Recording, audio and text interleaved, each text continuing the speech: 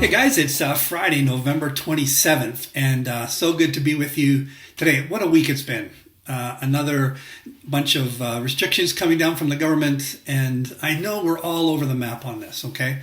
So this is not a surprise to me.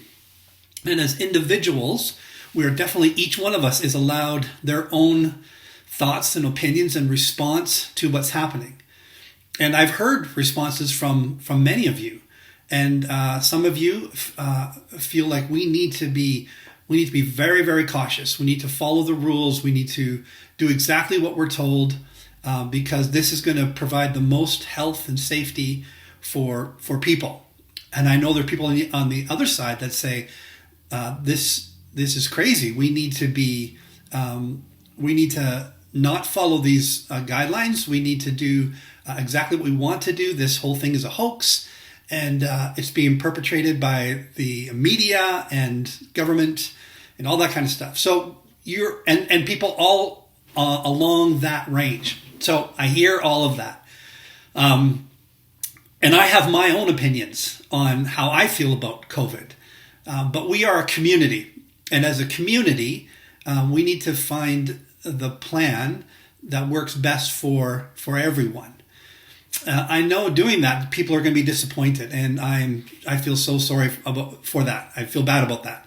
I wish there was an answer that would just make everybody happy, but we don't have that. So way back when this first started, we talked about three groups of people: green light people, red light people, yellow light people.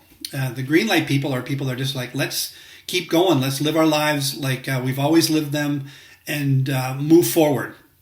The red light people are people saying, no, we need to isolate. We need to be, keep working from home, keep distant from everybody, and all that. Yellow people are somewhere in the middle. They're trying to figure it out. And again, it's a range. These are all ranges. And I have people that I love that are dear to me that are on both ends of this spectrum, okay? So what we've decided to do at the Alliance Church, two things. One is we want to respect and honor our governing authorities. This is a scriptural command. Romans 13, it talks about how there is no governing authority except that which God has established. And so we are to submit ourselves to our governing authorities. And so that's what we're trying to do. We're trying to follow the guidelines that are given to us and do our best to comply. We're also then, because there's so much interpretation, we are targeting the yellow group, okay? Those in the middle. So unapologetically, we're trying to shoot somewhere down the middle of the road. I know that's going to bug the green lighters and the red lighters, and I apologize for that again, but that's what we're trying to do. And so then the verse that really stands out to me the most is that verse in Philippians where it says, do nothing out of selfish ambition or vain conceit, but in humility consider others better than yourselves. Each of us should look not only to his own interests, but also to the interest of others. So this is big. I want us to continue to do that. We've been doing that really well, and I want us to continue. There are going to be people, brothers and sisters in Christ, who will think differently than you and think differently than me. But I want us to love each other. I want us to work hard to make generous allowances for each other. Paul, earlier on just a little bit later, in Romans 14 and 15, he talks about, primarily 14, he talks about, for him, eating meat, drinking wine is not a big deal. But if it causes someone else to stumble, I'm not going to do it. I don't need to eat meat and drink wine. And what I need to do is love those around me. And so I want that to be the resounding chorus of our hearts. And we would love each other. We would care for each other. And sometimes that means being selfless and not getting our way. But it honors Jesus when we do it his way. So thank you so much for working with me on this. These are hard days. I understand it. And new things came down this week. I know we've written about them. We've posted them. I'm just going to say them again here. Just to say, in order to honor the mandated restrictions set down by the Alberta government, here are what we're proposing. Number one, all small groups will postpone meeting in person until December 15th. So we Zoom called our small group last night. Of course, it's not ideal, but we still were able to meet and hear each other's stories a little bit. Okay, so all small groups will postpone. This includes all groups that meet at the church through the week. And again, you're encouraged to meet virtually so you can stay connected, supported, and together. Sunday church services will have a maximum in-person attendance of 110. So we've been doing pretty well with that. We've been sticking with that guideline. But just so you know, we're gonna keep doing that. So I think our sign-up numbers are down just a wee bit.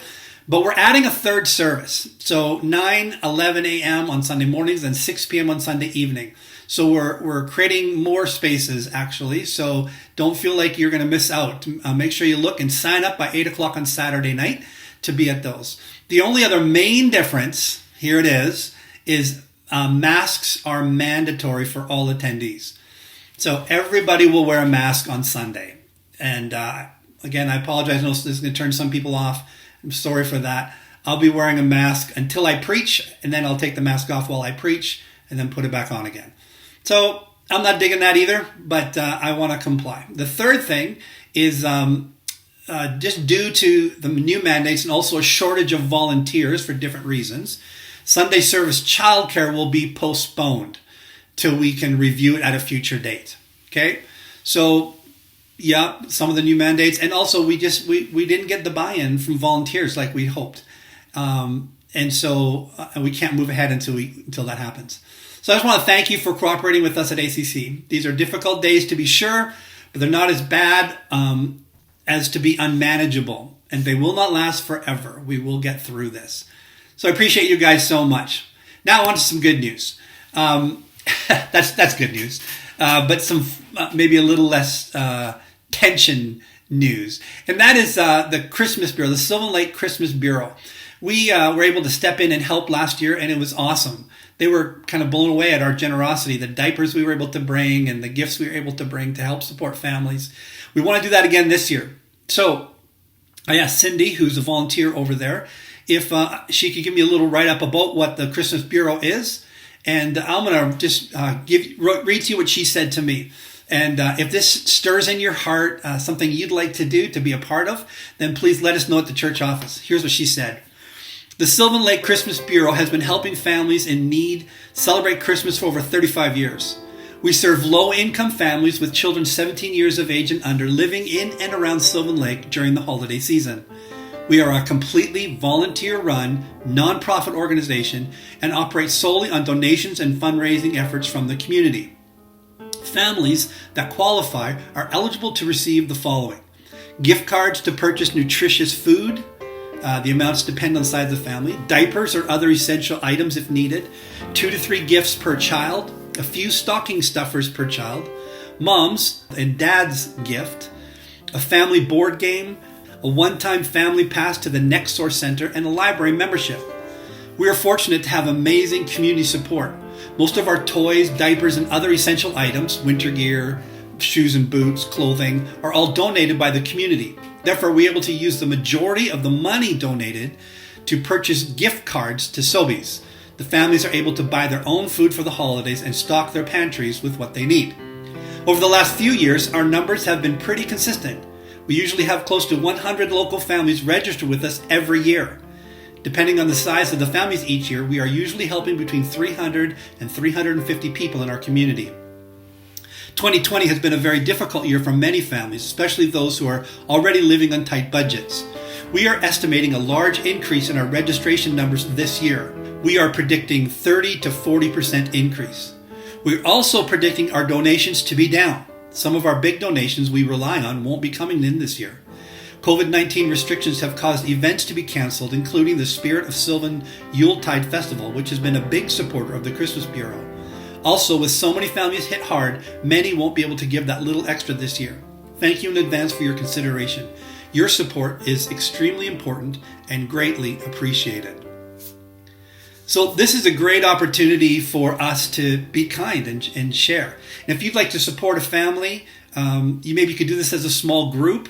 You know, if you have 4 or 5 couples, you guys could take on a single family with 3 kids. And you guys could pool some money together and care for a family. You could do this with your neighbors who are unchurched. We did this with our neighbors in Calgary, and Jennifer and I and Bill and Allison, we would go and we'd put together a Christmas basket that we could give to a family. And for Bill and Allison, man, they said this is the best thing they've ever done. We did it a few years, and every year they said this is our favorite part of Christmas, is being able to work with us to put together a basket to give to a needy family. So there's just great opportunities for giving. And I'd love for you to be a part of that if you can. So if you'd like to do that, you can call the church office, or there's a sign-up list there. We'd love to be able to get you connected to show kindness this year. Maybe you just want to buy a pack of diapers to give. That would be outstanding as well. So thank you so much for considering this. Well, this weekend, we start with our Advent series, and we're going to be looking at Simeon and how he had to wait. And sometimes we have to wait. We have to wait on God. We have to wait for things to happen, wait for COVID to be over. And it's really hard. How do you wait well? And that's what we're going to be talking about. There's also going to be some beautiful scripture readings and a dramatic piece. So we're really looking forward to being together this weekend. Remember, 3 services. We're adding a 6 p.m. service. And also remember to sign up. And we'll see you on Sunday. Hope you have a fantastic weekend. Really love being your pastor. God bless you guys.